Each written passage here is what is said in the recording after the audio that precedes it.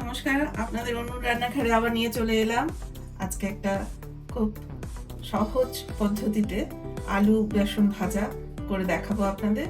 এটা আপনারা খিচুড়ির সাথেও খেতে পারেন, ঠান্ডা পড়ছে, যে কোনো সময় চায়ের সাথেও খেতে পারেন, স্ন্যাক্স হিসেবে খুব ভালো লাগবে। আসুন আপনাদের করে দেখাই কেমন করে এখন বানাচ্ছি পদ্ধতিটা।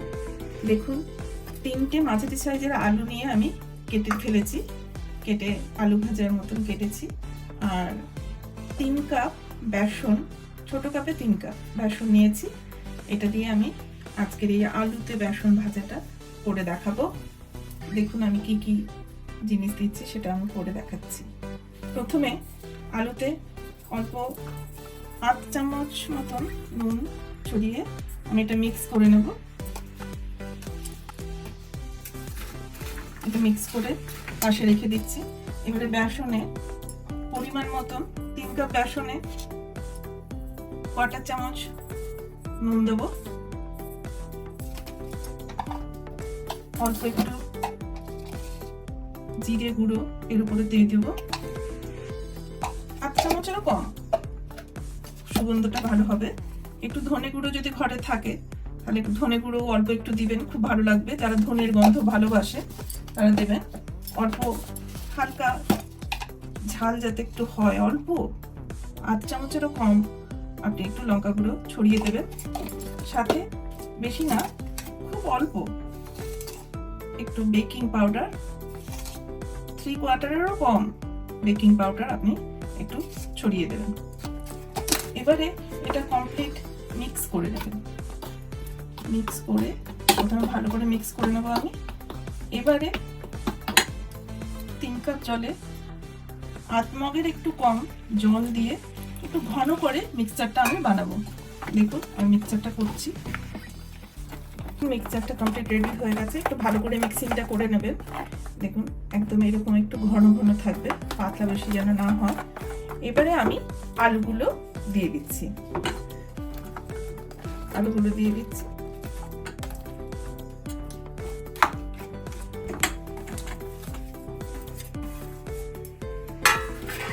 আলুগুলোকে ভালো করে বেসনের সাথে মিক্স করে নিচ্ছি। দেখুন মিক্স করে নিলাম। এবারে আমার এই মিক্সিংটা পুরো রেডি হয়ে গেল। এবারে আমি আলু বেসনটা তেলে ছাড়বো, কেমন করে আপনাদের দেখাচ্ছি।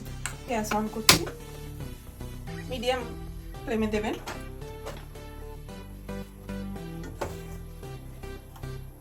রিফাইন অয়েল দেবেন, এটা খেতেও সুস্বাদু হবে, শরীরের পক্ষেও হেলদি হবে।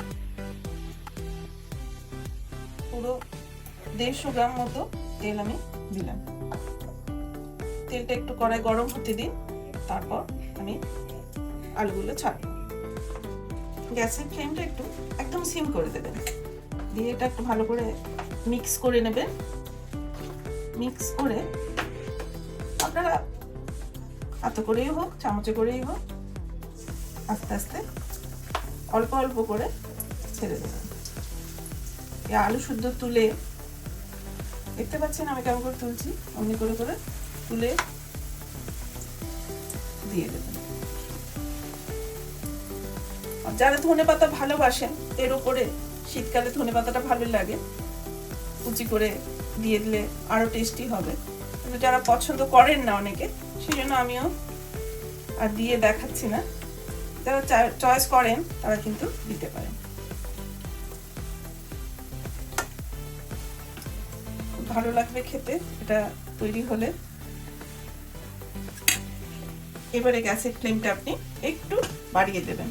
এবারে এটা হতে দিন 3 থেকে 4 মিনিট। দেখুন প্রায় 5 মিনিট মতন হয়ে গেছে। এটা একটু ওপরটাও হালকা লালচে হয়ে গেছে, মানে অপোজিটটা একদমই হয়ে গেছে।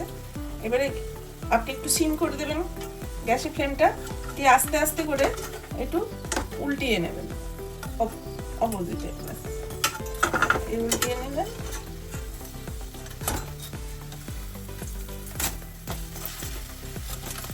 দেখতে পাচ্ছেন একদম উল্টো দিকটা রেডি হয়ে গেছে। এবারে এইটা একটু জাস্ট 3 থেকে 3 মিনিট মতো এটা করে রাখবেন। গ্যাসের ফ্লেমটা একটু বাড়িয়ে দেবেন, ফুল ফ্লেম করবেন না, মিডিয়াম ফ্লেম। দেখুন এবারে এটা হয়ে গেছে। 2-2.5 মিনিট। অপোজিটটাও দেখতে পাচ্ছেন হয়ে গেছে। এবারে একটু একটু করে তুলে নেব।